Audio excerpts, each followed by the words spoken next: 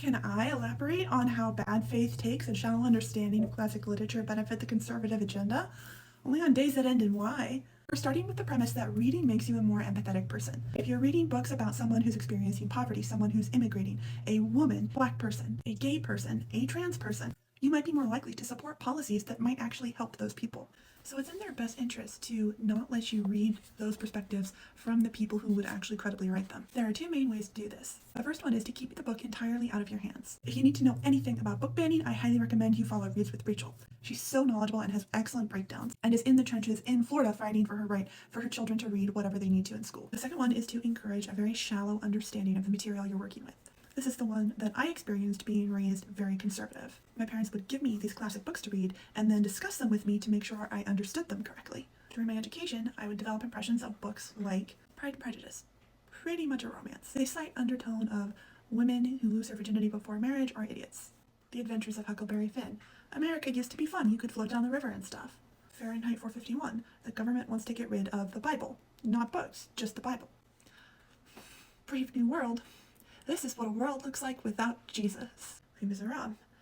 Salvation can make a good man out of even somebody as bad as a convict. Jane Eyre. If you're very holy and tolerate abuse well, God will do you a favor and kill you. If you don't behave well, you better learn from your holy friends so that if a man asks you to marry him when he's already married, you can do the right thing. The problem is, if you do any deep analysis of the text in these books, any research on the context that they were released in or the authors, these interpretations don't hold up. So they really have to present these as just boring, as something you don't want to look into too deeply, and if you do, you're overthinking it. A lot of times today when we're talking about a crisis in literacy, we're not necessarily talking about people who straight up can't read. We're talking about people with almost no reading comprehension and absolutely no ability to interpret a deeper meaning in the text. And we had the introduction of one of my arch nemeses. The curtains are just blue memes. Sometimes I think about the fact that someone came up with that and posted it for the first time like 2 decades ago. Now we have a media literacy crisis. So someone out there is overwhelmingly responsible for a good portion of the media literacy crisis, and they're just walking around.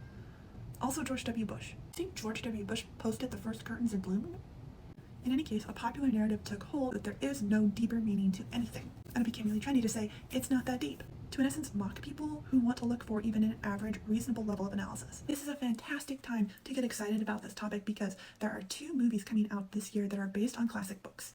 Guillermo del Toro's Frankenstein, Emerald Fennell's Wuthering Heights. Even with the way that I've very intentionally honed my media literacy skills since the time that I wasn't taught any, I have learned even more about analysis and intent by watching the reaction of the fan bases for these 2 books.